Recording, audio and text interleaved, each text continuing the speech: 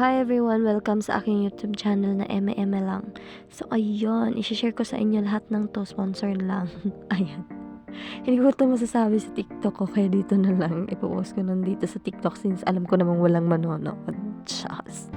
So, ayan, ito lahat ng kailangan kong i-review and also, kailangan kong ipakita sa TikTok na ginagamit ko talaga. So, ito yung pinakauna, ang Kimi Cosmetics na sunscreen. And by the way guys, sa paggamit yun ito, bet na bet ko pala and mura din siya. And also, naka-register din siya sa FDA. So, ayan. Pinakita ko pa yung likod para malaman niya na may information din sa likod. So, ayan. So, in application, at first natakot ako kasi nga medyo thick yung kanyang consistency. But then, pagka-apply ko sa face ko, nagwa-watery pala siya. And also, wala pala siyang white cast. Kaya, I think pwedeng pa nito sa mga morena din. Ayan. Na parami ngayong nilagay ko, kaya medyo nag-worry ako. Pero hindi ko lang pinahalata kasi chill lang dapat, diba? Ayan. So, ayun na nga, trust the process para makita nyo yung result.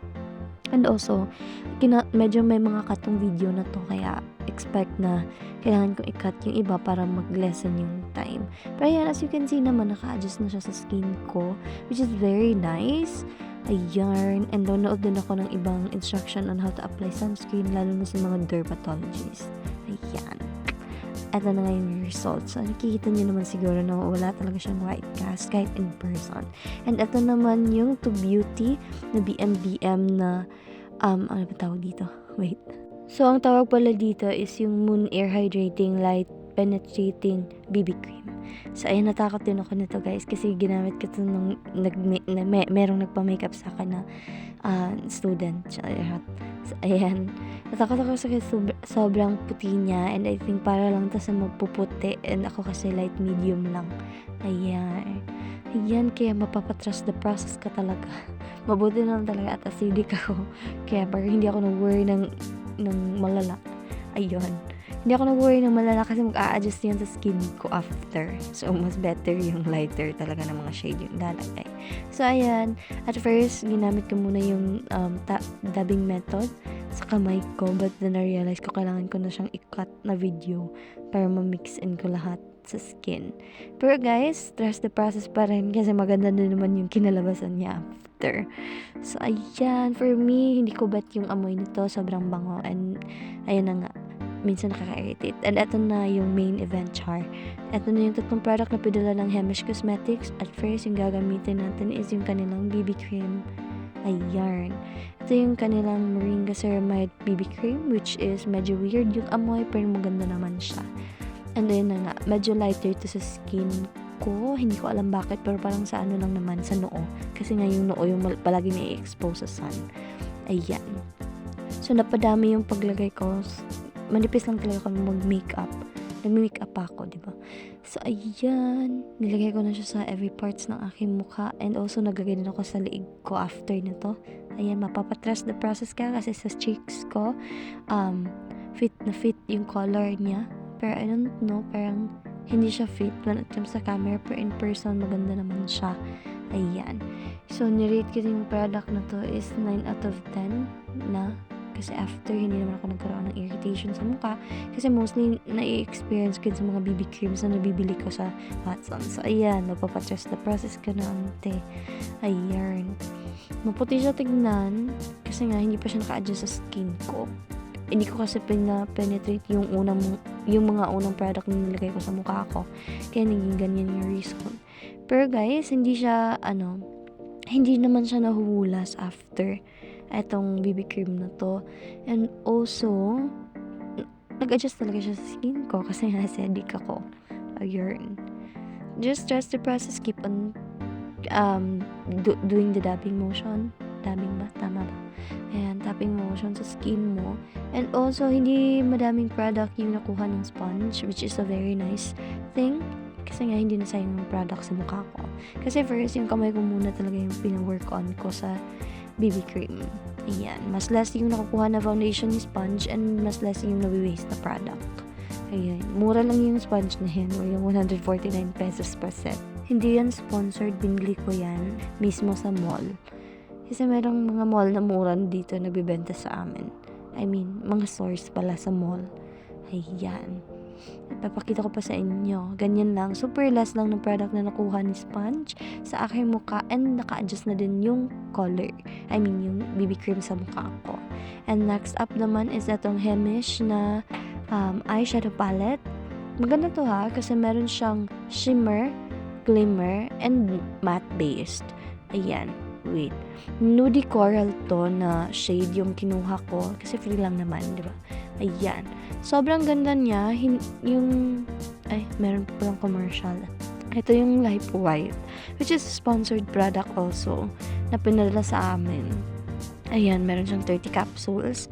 And wala lang, gusto ko na i-test out sa Betadine, yung Betadine testing, kung malaman ko talaga mapapaputi niya yung Betadine. Ayan. So, pakita mo ng commercial kasi sponsored. Parang tanga. So, ayan. So far, so good. Maganda naman yung product na to. Na na-try ko na ilang araw. And hindi naman ako nagka-breakout. Hindi usage. Ayan. And ito din, sponsored din yan. Sponsored din yung tumbler na yan. Kasi kung ako lang papapiliin, hindi ako bibili ng tumbler. So, ayan. This tumbler is from Sibago. Which is, mura lang siya compare sa mga tumbler na mabibili mo talaga online. And also, maganda din siya. Kasi if gusto mo ng malamig na tubig, tatagal talaga siya like mga 5 hours, 12 hours yung promise nila. So, back again tayo sa pag-eyeshadow. So, yung gagamitin natin, una is magbe-base tayo. Ayan, yung lighter, nagkaroon pa ng dito, medyo blurring effect.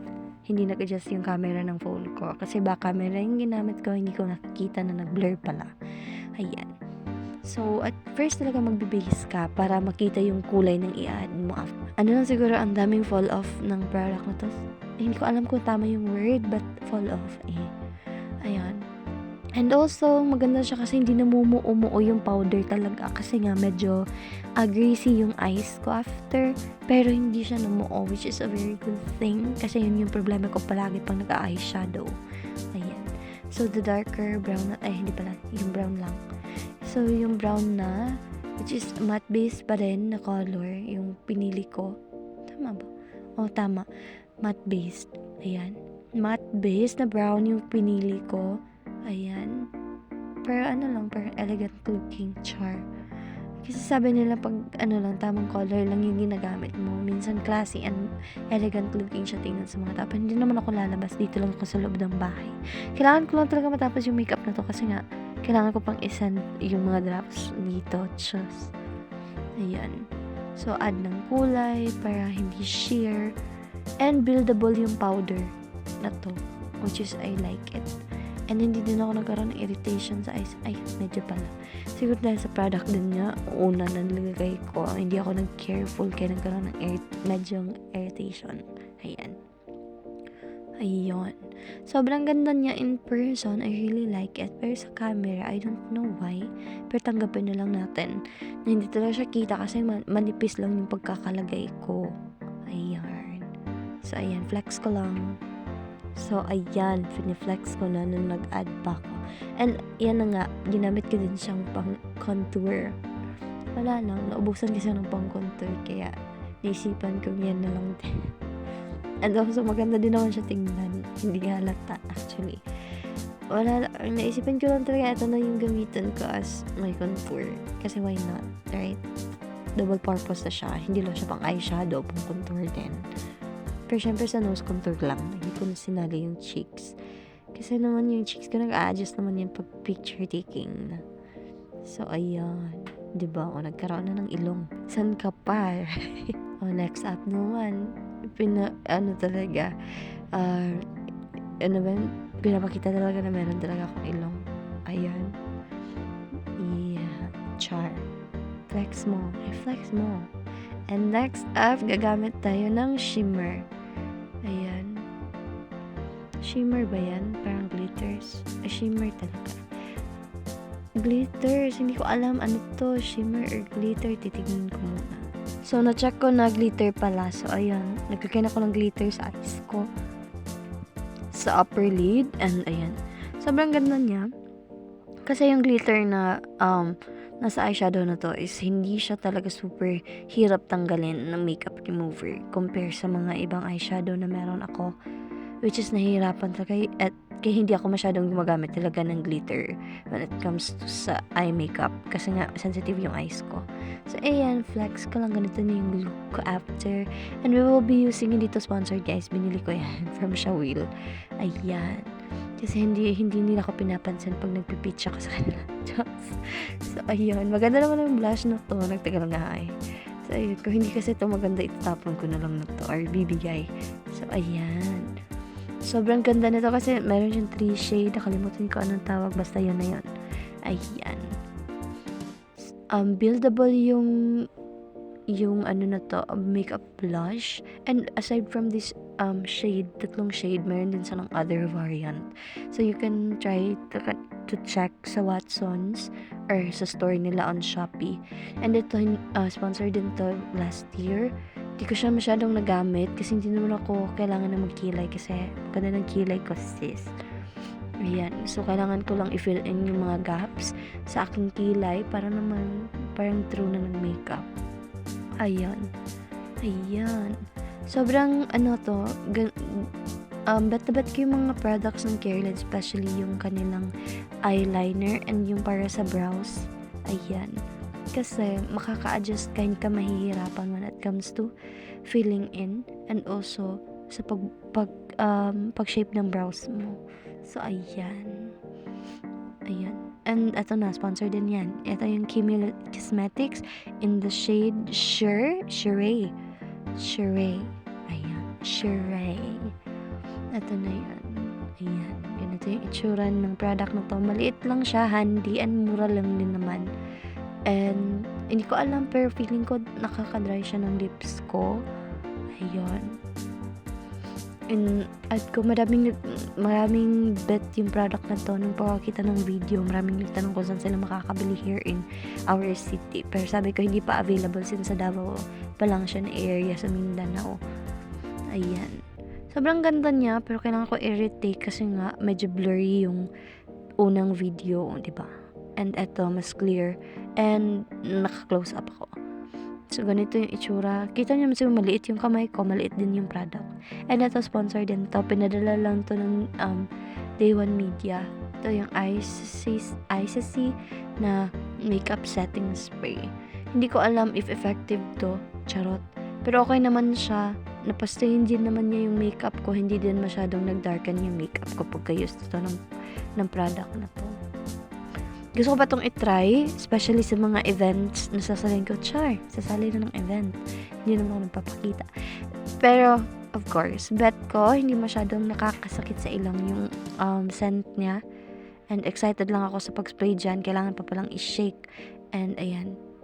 Or, parang tanga.